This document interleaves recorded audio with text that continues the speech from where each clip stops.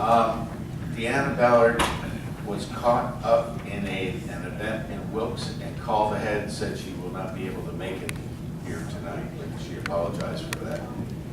But we will continue with the four people that we have, or three people we have. Ray Russell. We also have Jonathan Jordan. And our other candidate is Mr. Wes Luther. You'll each have 2 minutes to kind of tell the voters why you're running and a little bit about yourself. We'll have a minute for questions for each of you, and then you'll be able to close with 2 minutes to summarize what you've got to say. So we'll start off with Ray Russell. Good evening, everyone. Thanks for being here. Thanks for your interest in this.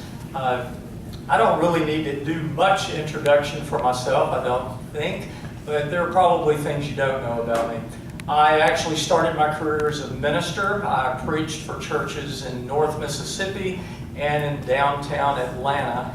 And my wife of 40 years is here tonight. She was an early childhood educator, taught kindergarten and pre-K here in Watauga County as well as in Avery County. She now teaches at Appalachian State in early childhood education.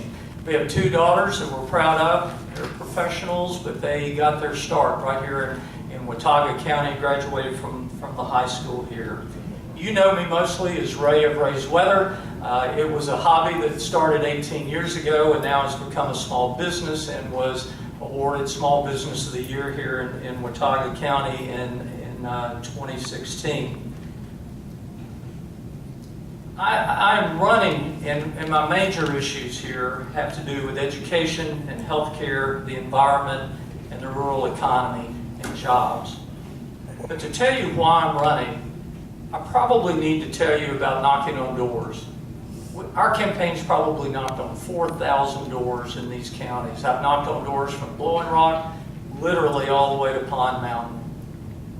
And there's one in particular that stands out. When a candidate does that, that is impactful in your life, to stand on somebody's doorstep and ask them what matters to you. There's one door in particular in West Jefferson. The woman came to the door, we talked and asked that question, and eventually she said, she just cried. It took her a long time to get anything out. And she said, you know, I'm not a deadbeat. I've worked all my life since I was 14 years old, and I have to choose between my asthma medicine and eating. That woman is why I'm running for this position. Jonathan Jordan. Good evening. I want to thank the Chambers for holding this event. You may know me. I'm your current state representative, Jonathan Jordan. I've served since 2010. I've been very honored to have been elected to do so. I'm reapplying for another term based on my record and my record of service and promises made, promises kept. My 2 children attend the local public schools, so education is a very important issue to me, regardless of what you hear every single election time. I'm often criticized for election spending, even though we've put more into education this year than ever before in North Carolina. In fact, $700 million just this year alone. I have a law practice in Jefferson where I help people buy homes and land and help draft wills to protect their futures and their families. When I first ran for office, we were facing the effects of the worst recession since the Great Depression. We were facing billions of dollars in a hole, funding holes. We owed the federal government. We owed all kinds of local issues, state issues. Unemployment had reached ridiculous levels. The previous administration, instead of spending priorities and reducing the budget, something that every one of our families had to do during that time, instead increased our dependence on federal funds, which ran out. And they also increased taxes, $1 billion in new taxes. In fact, every kind of tax they could increase, that's what they did. And if my opponent's party takes back over, that's probably the questions they'll be asked. Which tax to increase and how much? We've made a big change. We have made great improvements, and we don't need to go back to the bad old days of higher taxes and excessive spending. We have supported responsible spending that prioritizes public education, strengthens core services to our citizens, and saves for future emergencies and crises like the hurricane that we just dealt with. We had the funds in savings. That's the first time in a very long time that we've had a savings reserve that we could actually call upon when there's a crisis, when our friends down east are facing loss of homes and farms and businesses. If you want to continue those good policies, I'd like to help get your support and get your vote for re-election. Thank you. Next is Wes Luther. Good evening, everybody. Thank you so much for coming out today and coming to visit us and seeing all the candidates get out here to talk. It's a great event. It's good to see all your smiling faces out there. So my name is Wes Luther. I'm running for North Carolina State Senate, 45th District. I want to start by giving a big thanks to all those who have supported this campaign and lifted it from nothing where it started. I've met some amazing folks since this journey began, and I'm so thankful for the friendships I've made. We've knocked on doors, we've called phones, we've held meetings, and we've shared a message with the community, a vision we've had to better our state and to create a better opportunity for our children. For those who do not know me, I'm a United States Marine. I served for 7 years and ventured around the world, including a combat tour to Afghanistan in 2011. After leaving the military in 2015, I moved to Boone and immediately fell in love with the environment of the surrounding area. Shortly after, I started school at Appalachian State University, and I'm currently pursuing a degree in sustainable technology. I've hiked our mountains, I've fished our rivers, and I've fallen about 100 times while attempting to snowboard. I'm running for this position because I feel as a state we have fallen behind the curve on some issues. Our education system needs help, and so does our environment. We're voting on amendments which have left so many confused about the true meaning of their nature, and at this time I cannot agree to the proposed changes to our state's constitution. I hope that we can dive deeper into these topics tonight. And if you still have questions, I'd be happy to answer your questions after the forum. All right, we'll begin with a question that each of you will answer. You'll have 1 minute, and we'll start with Jonathan Jordan this time. The local business community believes the proposed 105 Super Street design is a disaster. Local businesses will give up valuable parking space or be forced to shut down completely as the land will be taken away. What can you do to affect the design or decisions to make this change? Well, this is a very important question and it's just come up recently. I was at an event with a lot of the business owners, Senator Ballard and I, to listen to what their concerns were. And to a person, they were concerned about access to businesses from one side of the road to the other. That the plan puts a median right in the middle and puts a couple of bold turnouts and so forth. And we told them that what you need to do is to get to a single consensus position. If all the business owners, all the residents in the area come to one consensus position, that is something that we can all get together and go to DOT for changes. We told them the first plan that came out was always going to make changes. The first draft is always something that changes from DOT. And we knew that there would be changes. The question is, what kind of changes could we get? And sticking together, we can get those changes. And I feel very confident from working with DOT on the widening over of 221. We've gotten lots of improvements for the citizens there and the business owners there. And I feel certain that if we stand together, we can get these improvements made. Because there are a lot of flaws in this project. And we want to make sure DOT hears those and sees those. Wes Luther? So to keep it simple, I basically believe in the output of the community when it comes to changes like this. These kind of issues, I mean, this is just something we've got to rely on the people when it comes to these kind of issues. And so we need to address this accordingly. And if the people have an issue with this, if it's going to have a negative output, then we need to reevaluate what we're doing and look at maybe another plan that might be a better issue. So, Ray Russell? When I saw that plan in the newspaper, that was brain dead. There's no doubt about it whatsoever. I can't even believe they proposed such a thing. So the community does have to band together, and I think that change can be made. And as your representative, I'll make every effort to listen to you and to put together a road plan and help the DOT and put together a road plan. But I will tell you that plan is indicative of a bigger problem in North Carolina, and that is Raleigh does not listen to Boone and does not listen to this district and doesn't know what we're about. That's the bigger problem in this election. All right, this question will go to Wes. Can the state give local school boards greater flexibility on school calendars? For example, Brunswick County will miss 19 days this year. Watauga lost 20 days last year, and the average is 15. Can you tell us what the minimum number of days to complete a school year is? yeah, so I mean, I guess we just have to evaluate what's going on in our current schools and basically look at a simple idea of what we can do to adjust to the basically what what's going to be a good idea as far as days missed. We don't want to have too many days off where our children aren't getting into schools. Our public education right now, we're already struggling as it is, and so I believe that we need to reevaluate this, and if change needs to be, then we need to look at what we need to be doing as far as days go, and who can or when people can go to school. So. Right?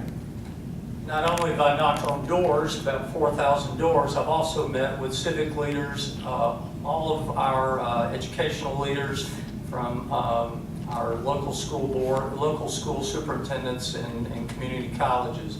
I can tell you that we have outstanding administrators in our local schools. They are plenty competent to make decisions about how to get our children safely to school and to make sure that they have enough instructional hours. There is no reason at all. We can't add some flexibility. The state does have a responsibility to make sure that our tax dollars are being used well, but we can hand a framework down to our local administrators and give them the flexibility to do what they need to do. We have the people in place. We just need to empower them to do it. Jonathan?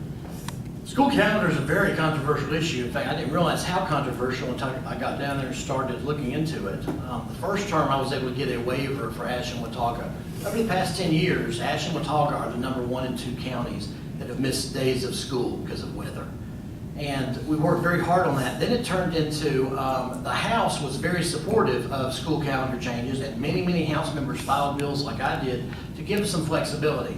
And I don't want to pass a framework down to our local administrators. I think our local superintendent, for example, is fantastic. He's a great advocate for your children, for your teachers, for your school. And I listen to him when he tells me the problems that they face, and I try to get them through. We've been successful in the House. Unfortunately, we have another chamber in our government called the Senate, and they disagree. They are following more along the lines of a group called Save Our Summers, which is sort of a business-oriented group, which the pendulum on school calendar has swung more towards summer businesses at the coast and camps in the mountains and so forth.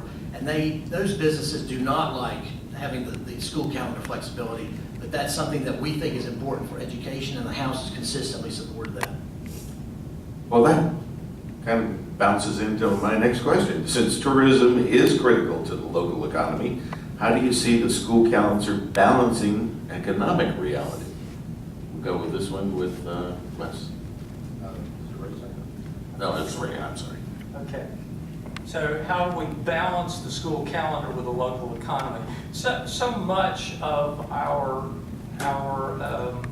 tourism economy is focused on winter and the ski industry, so there's not much we can do about that. And we already go way past Memorial Day anyway, the traditional, that our calendars don't end before that, and we start well before Labor Day. So I just don't see that model fits for us very well at all. I think the main thing we need to do is to empower, and if in 8 years, if you can't get something done, how many more years do you need? John? Balancing the issues is very difficult, and I understand that someone who's never served would have no idea how to do that. What we've got to do is work with our school superintendents, with our voters, and you're the ones who can tell us that education is the priority and not necessarily summer businesses. They're very important. Summer tourism is extremely important, not just winter. It's also summer tourism, the New River. So we have to worry about that issue a lot. But the bottom line comes down to, if your priority is education, then you want the school calendar flexibility. And that's what we have consistently fought for, and will continue to do so. And it's going to take the support of all of you to help back us up and to get the Senate to help move with us on that. And meeting with our local school officials is the key to doing that, because they're the experts on the front line who can tell us the details that we need to follow. Thanks. Wes? And I'll piggyback off Ray a little bit. I agree with exactly what he's saying. When it comes down to this kind of situation, it's based off the community, and we need to address what we need to do with the schools as far as what days off we can have. A lot of times that weather can play a big role, and so when it comes to the winter time, a lot of times we're going to get out of school, and we've got to learn how to adapt off of that. And so biggest issue is just figuring out a way how to make that a better idea and get it out there. All right, my committee, when we were putting together these questions, seemed to feel that sometimes local businesses don't have a fair shot at bidding on state projects. And so the question is, how does the state ensure that local businesses have equal access to state bids? And that would be John.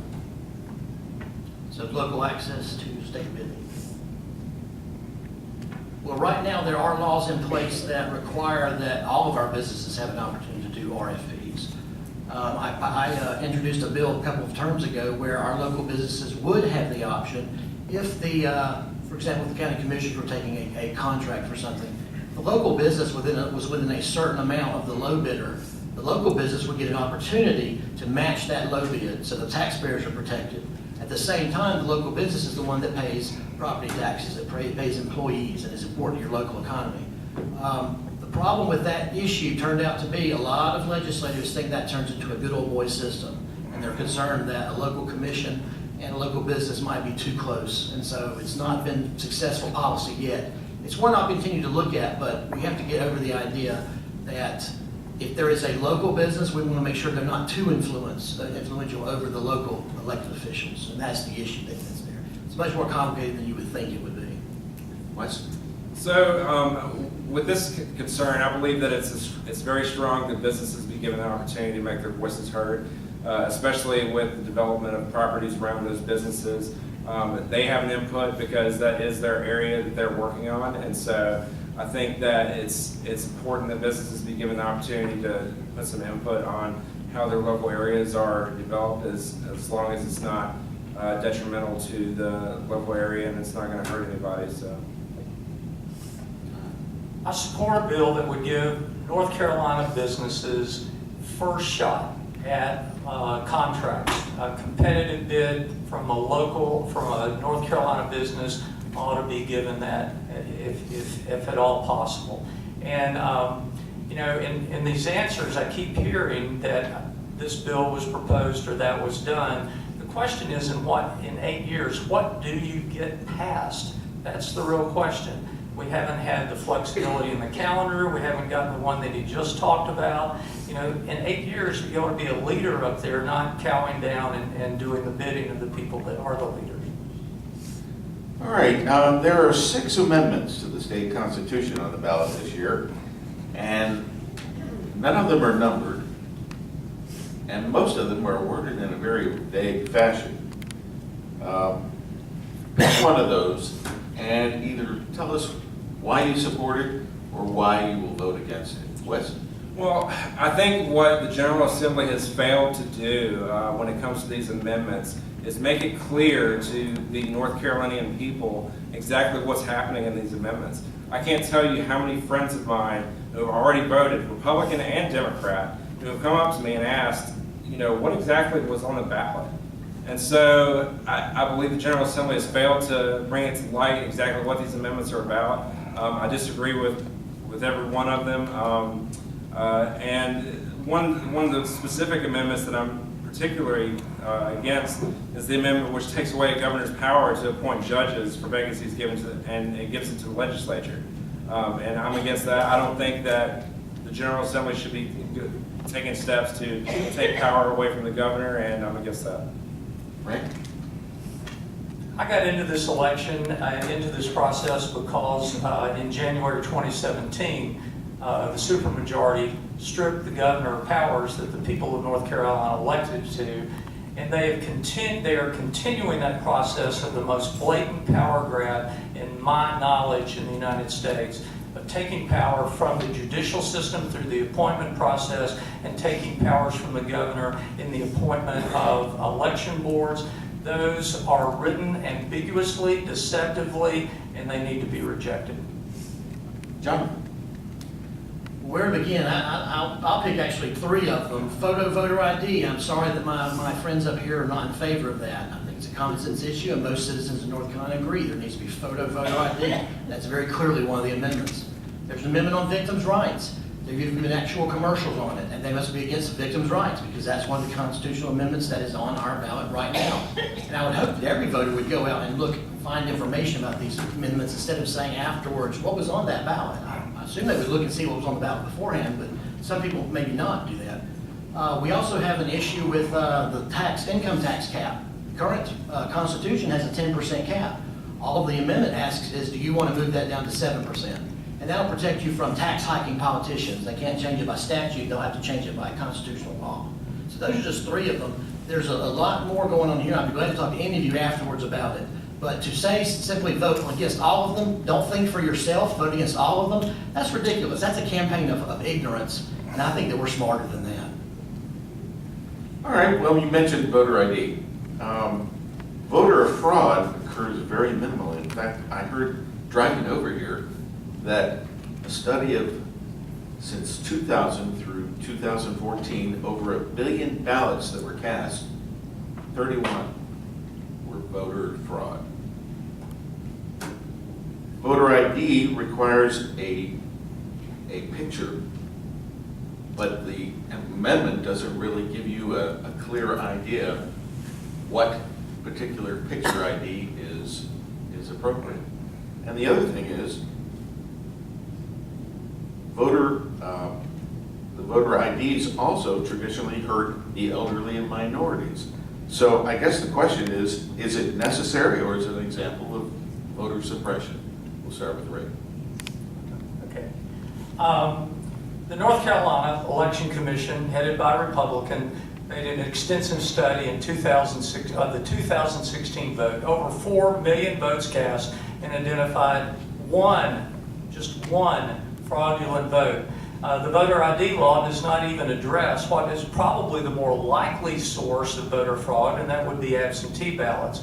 The Republicans here do have a turnout problem. It is that too many people are turning out to vote against them, and they're trying to suppress those votes in every way they can.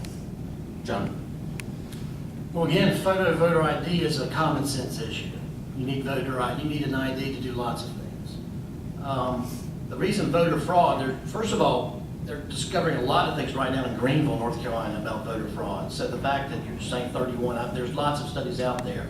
There have been millions of addresses on the DMV that have matched multiple problems on the database, the voter database. We've got a lot of issues with other states too, with addresses and information matching. 34 other states have some kind of photo voter ID. Voter fraud is too easy to commit in North Carolina. All you have to do when you go vote, you walk in, you give them a name and an address that matches the name.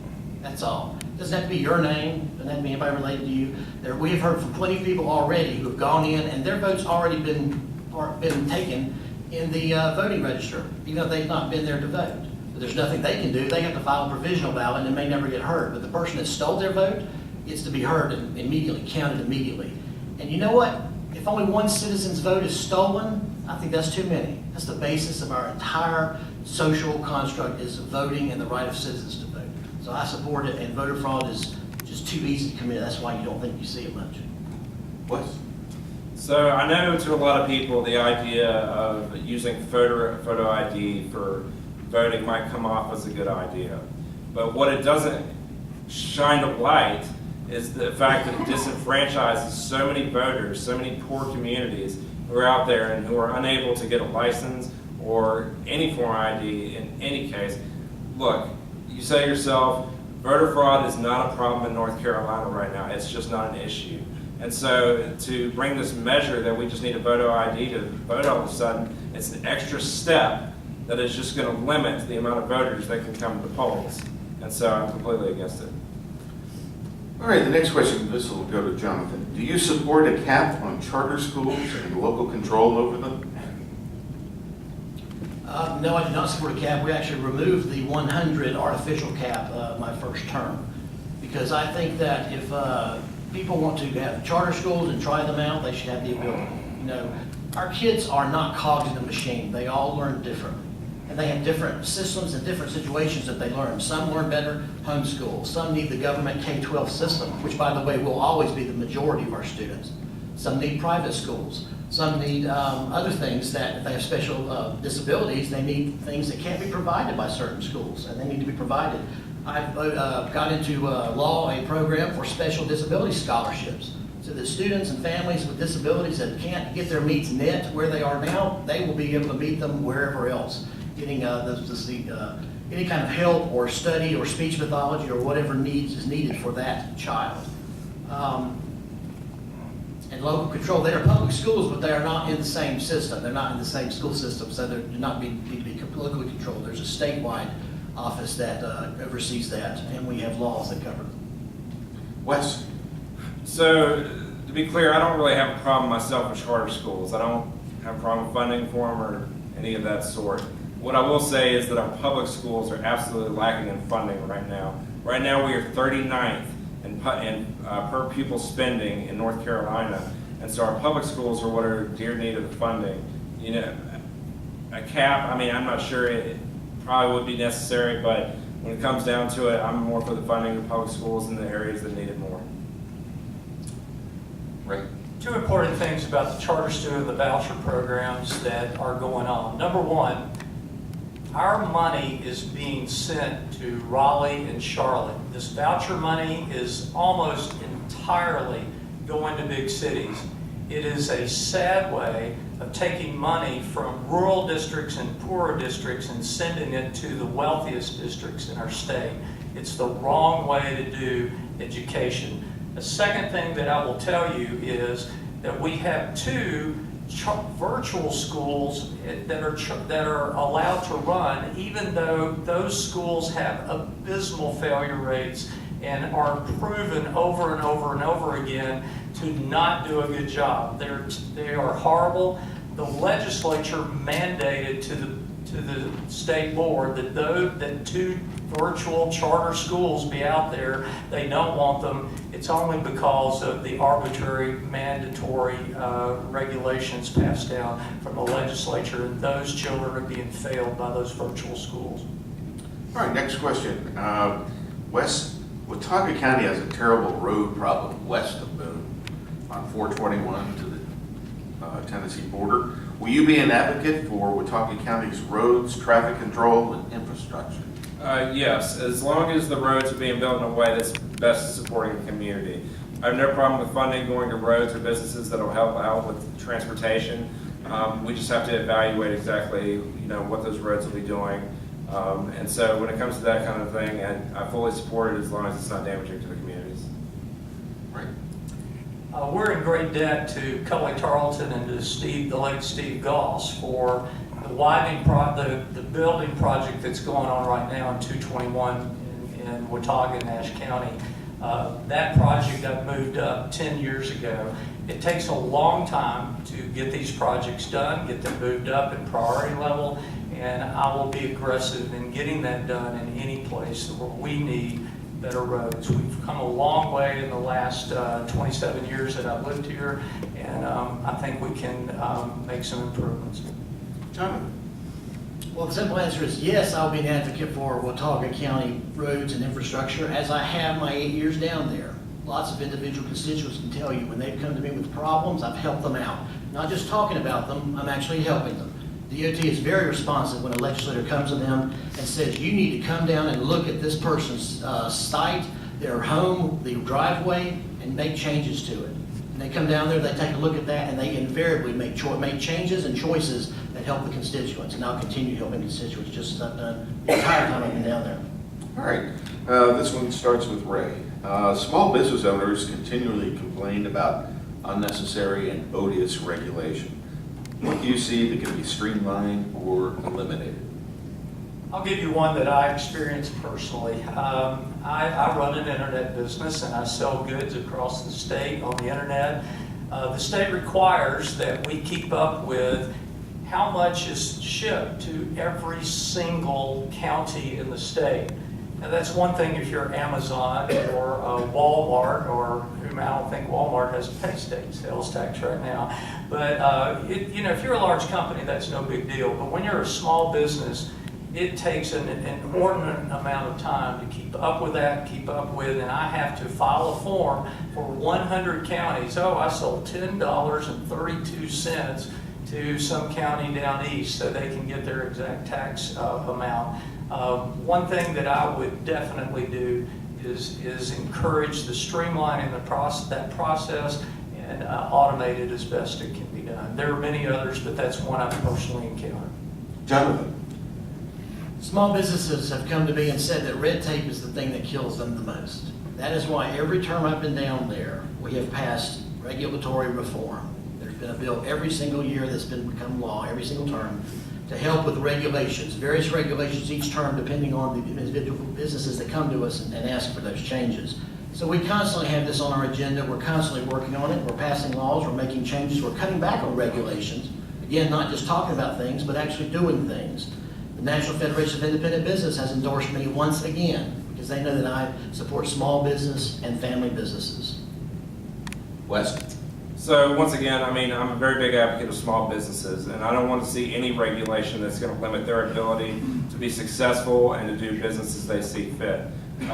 I just want to make it clear that, you know, I'm not against, or I don't want to hinder them in any way or form. However, I do want to make sure that, you know, when it comes to getting rights to the people who work at those businesses, that they get a fair shot and they get the ability to do well too. All right, we'll start off with Jonathan on this one. This past May, I saw something I'd never seen before since I've been here in Boone since 1991. That was a river going through the Speedway gas station across East King Street that was unbelievable. And then, of course, I'm sure most of us saw the drone footage of the flood that was going on here in Watauga County and during that particular storm. Flood control is a major issue, not only here, but across the eastern part of the state as well. What can be done to enhance flood containment?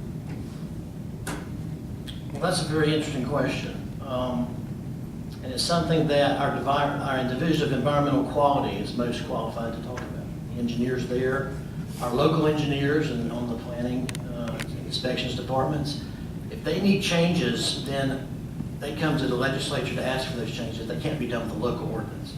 I would encourage them to come and tell us, what is it about the way that Boone is set up that causes these floods? You know, Boone has never shied away from controlling and regulating, and I'm just concerned, what have they not done to prevent some of these floods? If we can help them, I'll be glad to. I talk to the town actually quite often, and if that issue becomes an important one that needs to be dealt with at the state level, I'll be glad to help. There certainly are funds to help rectify the situations that have occurred, just like down the east. And that's why we had a savings reserve to have those funds ready. But again, it's a local situation. That's one the engineers need to help us with. Wes?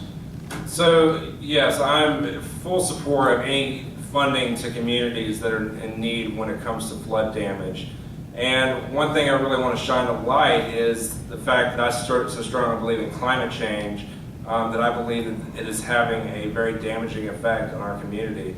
I think whenever we're not regulating the fossil fuel industry, I believe it's having a dramatic effect on the weather patterns that we're experiencing in these days that we are now. So it's something that this should be bipartisan, and I think that if we can make regulations to limit the amount of damage that some of these fossil fuel industries are doing, that we can be a lot more better off, probably have less flooding too. Right. Climate change is real. My opponent doesn't believe that, thinks we need to do more study, but I can tell you for every day of study that we do and don't take action makes this problem far more expensive to solve down the road. And as far as flooding goes, one of the most interesting things that you can find is that in 2012, my opponent voted to outlaw science in the planning of coastal districts. Well, he did. He outlawed science. You couldn't use it to do good planning. And as a result, a study done just this year shows about $600 million loss in property values in those coastal communities, and that was before the hurricane hit, and who knows how much damage was increased because of poor planning in those communities. Just anecdotal data is one of my relatives that lives down east made this observation. He said, you know, what I see more often is the newer homes are flooded more than the older homes. I wonder why. All right, this will be the last question before we do the summary. Should ABC stores be privatized in North Carolina? ABC scores? I'm sorry, that's not an issue that I'm very knowledgeable on, but my campaign will find out more about it and address it. Okay, great. I don't have a strong opinion on that. You know, the system we have has served us fairly well for a long, long time. I say I don't frequent ABC stores that often personally, and you know, I don't see any pressing need for that, and the system we have has worked. But I'm certainly open to other ideas. Jonathan? It is certainly an issue that we can discuss. The alcohol and beverage control system, as Ray said, has worked fairly well, but there have been some issues with some of the pay for some of the directors and assistant directors around the state have been astronomical. There have been individual local issues to take care of. But privatizing, I'm not sure that I'm in favor of that. It is an issue that has been discussed and will come up, and just have to see how that goes. There are good arguments on both sides, but for right now, I agree with keeping the state in control of the system and protecting our citizens and our children from from alcohol, making it important in a practical system that regulates it. All right, at this time, I'm going to allow each of you to do a summary and ask the voters for their vote. And you have 2 minutes. Your start. Right. In this campaign, my opponent has sponsored and his supporters have sponsored a tremendous, vicious, and misleading attacks on me and my character and who I am and what I do. One of those flyers that came out, the justification for it was the endorsement that I received from a group called Future Now. Let me read to you their goals for North Carolina. Good jobs, affordable quality health care, investing in children, empowering people over special interest, equal opportunity for all, sustainable infrastructure, resilience and innovation, clean air, water, and energy. I hope in the next 2 minutes after I'm done, my opponent can tell you which one of those things he's against and how that made me unfit for office, as was described in that mailer. You know me. You know my wife, Rhonda. We've been in this community for 27 years. You've known our children. I've been in your homes. I've been in your schools. I've been in your civic organizations.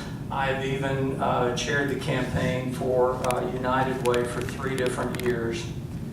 You know who I am, and my life is not defined by a campaign. It's defined by the life that I've lived in this community for so long. And I hope and I think that you have in me the trust to be your representative in Raleigh. I hope you'll give me that opportunity to spend the next chapter of my life in service to you, a community that has been so good for me. Let me end this with 2 important data points that tell the story. I've received so far in this campaign 1,024 donations, over 1,000 donations to this campaign. 76% of those donations have come from this district. In the last public filing, my opponent received, in the last public filing as of this year, he received a total of 4% of his donations from this district. You tell me who's going to represent you best.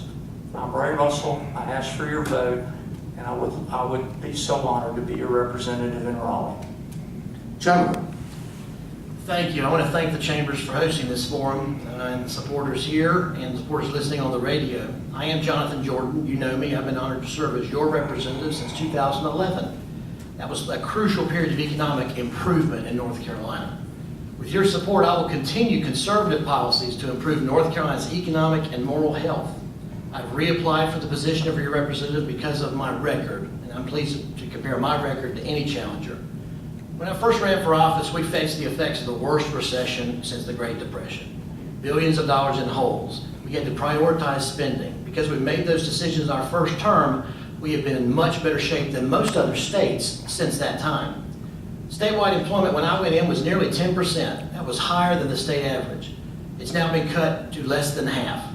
The previous administration, instead of imposing spending priorities, reducing the state budget, things that you and your families had to do during that time, decided to increase our dependence on federal funds and introduce $1 billion in new taxes. All three of the major taxes that can be raised, they did it. If they go back in, if they take back control, then they will continue to do so, and the only questions will be which tax will they raise and how much will they raise it. Putting in the Republican team that you did has improved our state's economic position in a number of key achievements. We've lowered taxes on hardworking North Carolina families and job creators, created more than 500,000 new jobs since I first went in 2011, the largest savings reserve in state history. We invested dramatically more money in education, more than ever been put in there before, including $700 million this year alone. We increased teacher pay for the 5th consecutive year. We've made North Carolina schools safer, $35 million in new school safety initiatives and grant programs. We paid back a $2.8 billion debt to the federal government a year early and have a surplus in our unemployment insurance account. We've reduced regulation every term that I've been in office, given state employees salary increases and the highest minimum wage in history that they've ever had. That's the record on which I'm running. I promise to continue these beneficial policies and more when you support my bid for another term in the North Carolina House. Thank you for your past support and ask for your vote again this election. My name is Jonathan Jordan. Wes? Thank you all for coming tonight to hear us speak tonight. This is my first forum, and I enjoyed the opportunity to come and speak before you all, and it was a really great opportunity.